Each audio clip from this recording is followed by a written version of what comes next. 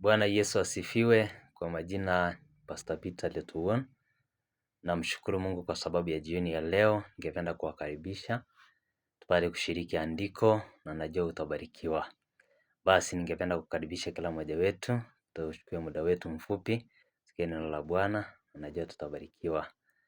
Basi ningependa kusoma katika kitabu cha Wakorintho wa kwanza 15 mstari wake wa 58.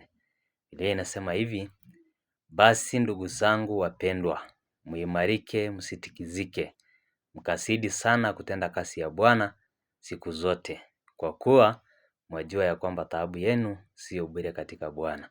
Basi Biblia inatuambia ya kwamba ndugu zangu wapendwa, muimarike, msitikizike, msidi mkatende kazi ya Bwana siku zote, kwa maana mwajua ya kwamba taabu yenu katika Bwana si bure.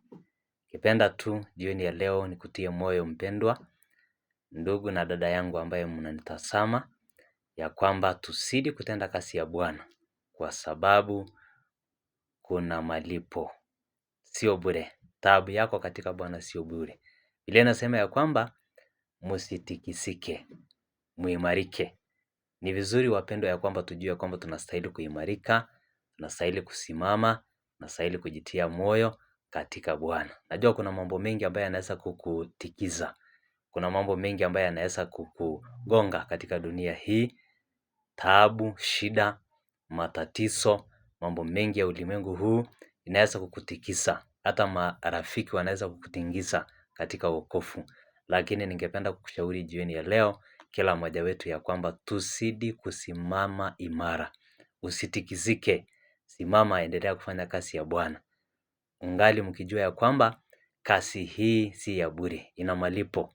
Na ningependa pia kukuambia jambo la pili, ya kwamba mtu anapojua ya kwamba kazi hii ina malipo, mtu anapojua ya kwamba kazi hii ina malipo, hauwezi ukaruhusu kutikizika, kwa sababu unajua ina malipo.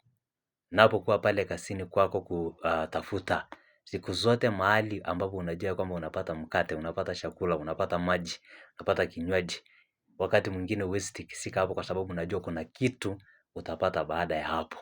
Wapendwa, ningependa kuambia ya kwamba tusitikizike, maana tunajua baada ya kazi hii kuna malipo.